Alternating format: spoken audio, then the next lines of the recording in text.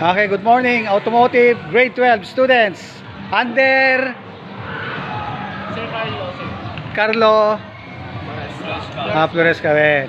Nandito po ako ngayon sa automotive ng grade 12 at may project silang, ano tawag dito mga anak? Electric gas cutter. Electric gas cutter. Pwedeng pakiandar.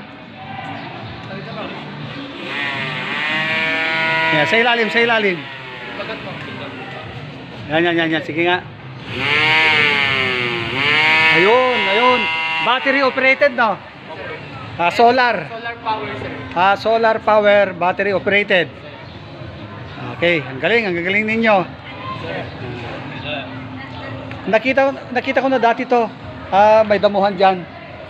Oo. Okay, maraming salamat. Ano ba 'yan? Bebenta nyo? Parang i-upgrade pa, sir. Ganon. Okay.